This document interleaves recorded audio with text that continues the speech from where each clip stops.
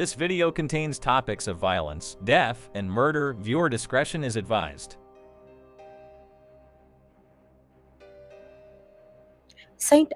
Agatha, also known as Agatha of Sicily, is a Christian martyr and is one of the most venerated saints in the Catholic Church.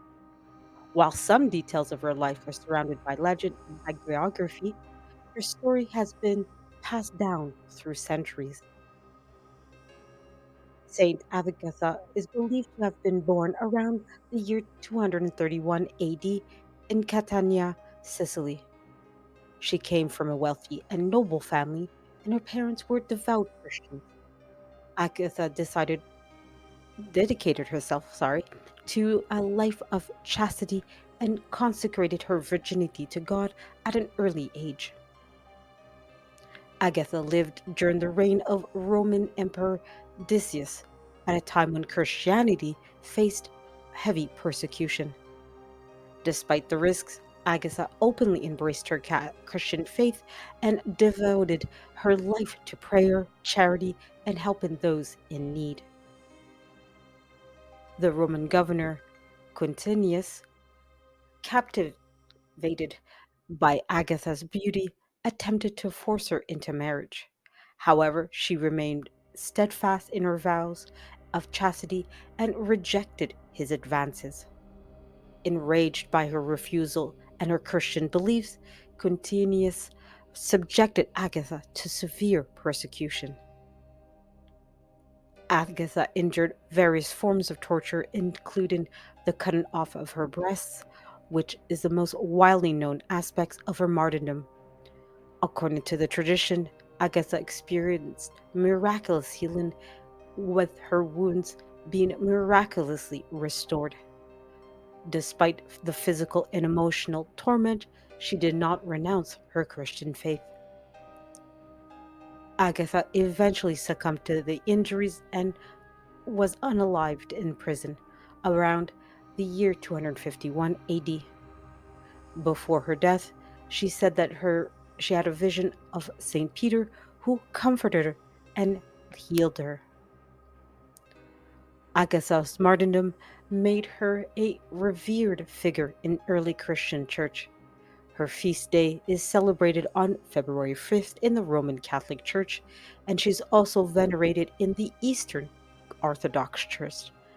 She is considered the patron saint of breast cancer patients, bell founders, and wet nurses. The cult of Saint Agatha spread rapidly and her relics were widely distributed. Her veneration extended beyond Sicily, and churches and communities were dedicated to her honor. The Basilica of Saint Agatha in Catania, Sicily, is a significant pilgrimage site associated with her. Saint Agatha is often depicted in art holding a pair of pincers, symbolizing the cutting of her breast, and with a plate carrying her severed breasts. She is portrayed as a virgin martyr and a model of unwavering faith in the face of persecution. While details of Saint Agatha's life may include elements of legend, her story has inspired countless Christians throughout the century, and she continues to be venerated for her steadfast devotion to her faith.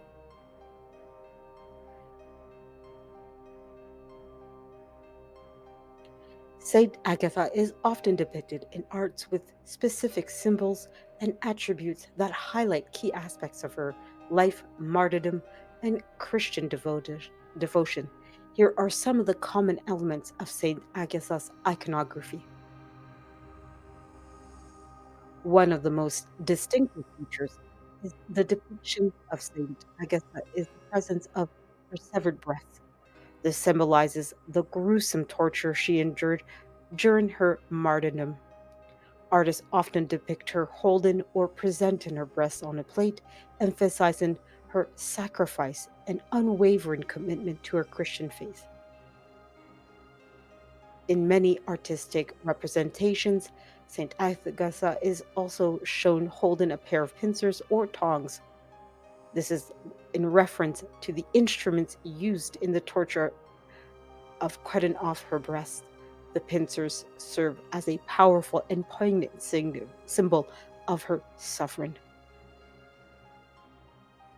Veil or cloak. Saint Agatha is sometimes depicted wearing a veil or cloak, symbolizing her consecration to a life of chastity and her commitment to virginity. This aspect underscores her devotion to Christ and rejection of worldly pursuits. The crown of martyrdom. In some images, Saint Agatha is portrayed wearing the crown of martyrdom, which may consist of circlets of flowers or spikes. This signifies her status as a Christian martyr who endured persecution for her faith. Book or scroll. Saint Agatha is occasionally depicted holding a book or scroll representing her commitment to her Christian scriptures and her steadfast faith in the faith of persecution. This attribute emphasizes her intellectual and spiritual dedication. A lamb. The lamb is a symbol of innocence and purity, and in some depictions, St. Agatha is shown with a lamb at her side. This reinforces her commitment to a life of chastity and reflects her role as a virgin martyr. Palm branch. A common symbol of martyrdom in Christian iconography is a palm branch, and is sometimes included in the depictions of St. Agatha. It represents her triumph over suffering and death through her steadfast faith. Presence of Saint Peter. In some narratives and artistic representations, Saint Peter is shown appearing to Saint Agatha during her imprisonment, providing comfort and healing. This reflection, this reflects the belief in divine intervention and support during her ordeal. Depiction in art. Saint Agatha is often portrayed in paintings, sculptures, and stained glass windows. Artists have captured various aspects of her life, emphasizing her courage, faith, and resilience in the face of persecutions. The combination of these symbols and attributes create a visual narrative that tells the story of St. Agatha's life, her martyrdom, and her enduring legacy as a symbol of Christian devotion and fortitude. The life of St. Agatha is often associated with several miracles that were attributed to her intercession and divine intervention. While the specifics of these miracles may vary in different accounts and traditions, here are some of the commonly mentioned miracles attributed to St. Agatha. The healing miracles. St. Agatha is believed to have interceded for the healing of various diseases and ailments. Devotees have sought her assistance in times of illness, and there are accounts of miraculous recoveries attributed to her prayers. Protection of cities and regions. Catania, the birthplace of St. Agatha, holds special devotions to her. Legend has it that in times of volcanic eruptions or other calamities, the people of Catania invoke St. Agatha's intercession for protection, and the city was spared from harm. The eruption of Mount Etna. According to tradition, during a volcanic eruption of Mount Etna, the people of Catania carried the veil of St. Agatha in a procession, praying for her intercession. The eruption is said to have ceased or changed direction, saving the city from destruction. Protection from fire and lightning. St. Agatha is sometimes invoked for protection from fires and lightning. There are accounts of her intercession preventing or mitigating the damages, caused by these natural disasters. Miraculous healing of a devotee. A notable miracle associated with Saint Agatha involves a woman suffering from severe and prolonged issues of blood. According to the tradition, the woman touched the veil of Saint Agatha and she was instantly healed. The resurrection of a child. In some accounts, there are there is a story of Saint Agatha restoring life to a deceased child. The child's grieving mother is said to have brought the lifeless body to the tomb of Saint Agatha, and through the saint's intercession, the child was raised back to life. Protection of women. Saint Agatha is often invoked for the protection and well being of women, especially in matters related to childbirth and fertility. Devotees seek her intercession for safe delivery and the health of the mothers and infants.